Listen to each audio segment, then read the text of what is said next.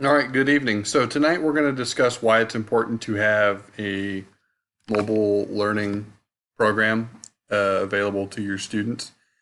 Here at Loman Hill, we have around, give or take, 200 students between grade levels of 4 through 5.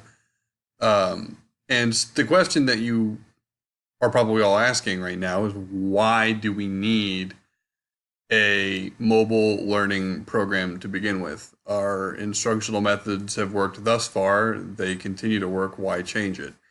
And my response to that would be that if you are looking at getting a mobile learning program, that the number one reason to have access to this is that it increases tech and exposure for all students.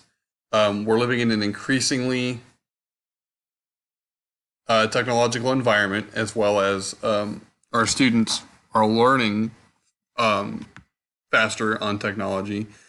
The technology available to students inside the classroom and out is extensive, and the amount of technology that students have access to outside of the classroom is also much larger than when I or you went to school. And that's important for building a 21st century learner. And we all have heard that in professional developments and other conversations in the last few years is how do we make 21st century learners? How do we adapt our curriculum to students who are learning in a more advanced classroom? And this is honestly the best way to do it. And it's the best way to do it because it provides a variety of resources and use of online tools and assignments for those resources. And that is a big part of why you need a mobile learning program to build those 21st century learners and to give those kids access to technology that they'll probably be using for the rest of their life.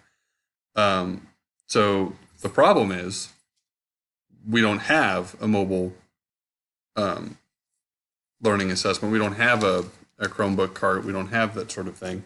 Our solution is we need to get them. And the best way that I think for us to do this is Chromebooks for the upper grades and iPads for lower grades. So for Loman Hill's purposes, with the school goes from pre-K all the way up to fifth grade, Chromebooks could be for um, the fourth and fifth graders with iPads for everything else. And the reason I say that is because Chromebooks are widely available technology-wise. Computers have been around for several decades now. Laptops have become affordable, and a Chromebook itself is only about $250, and an iPad is around the same price. Um, and this also helps with one of the bigger standards that we have to tackle as teachers is that the tech standard. We get to integrate that into our system now. And I know what you're saying. If you have the solution, if the solution is to get these Chromebooks and these iPads, and one is $250, what's the total cost going to be to implement this program? And it's around $50,000.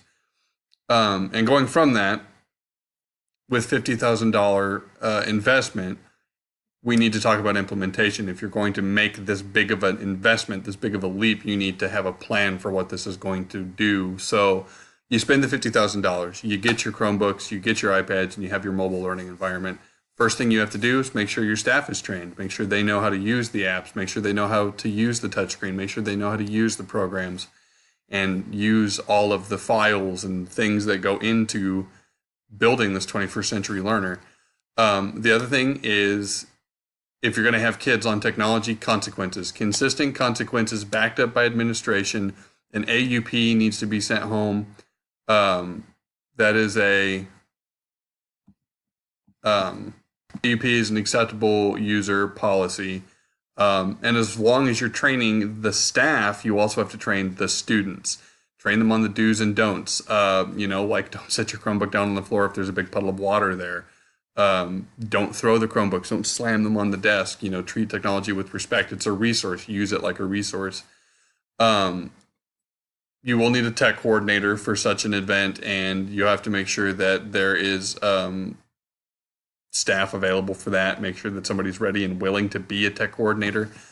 Um, but with the excitement built around 21st century learners, I don't think you'll have a problem finding somebody who's willing to take a step forward into that role. And if not, there's also using future professional developments for tech integration to build that kind of environment. Finally, getting to our last bit here is we've talked about implementation. We've talked about how we're going to roll out this program with we spent $50,000, how we're going to roll it out. Now we talk about the impact of this program and why it's important. Test scores, they go up. Students take computerized standard tests now, and using a computer, getting familiar with how it works and how the resources are available. These kids are learning this way. This is how they take tests. It's the best way to get them to get their scores to go up. Engagement is huge. Kids love the technology, and there is a ton of apps to use online through school programs that kids love using. Freckle is one. Prodigy is another. Classcraft, Epic, hundreds of programs for kids to use. So engagement's huge. It's also a resource that doesn't depreciate and cuts down on paper waste. You have students handing in assignments online. You don't have constantly papers handed to you and things to hand back and things into the recycling bin and trash, and it cuts down on that resource. It also allows teachers more opportunities. Teachers have access to more resources. They can share resources with other teachers. If you have a lesson plan, but you're not quite sure how you want it to look, you have an image in your head and you can't get it onto paper, you Google it, voila, there it is. You can print it off and share it with your students. This is really a no-lose situation. It's a win-win for everybody. The students appreciate it. The students benefit from it. The students love it. Same with the teachers. So, now would be a good time if you have any more questions that we haven't addressed. If I ran through anything too fast, this would be our time to discuss that. So hopefully you enjoyed my presentation.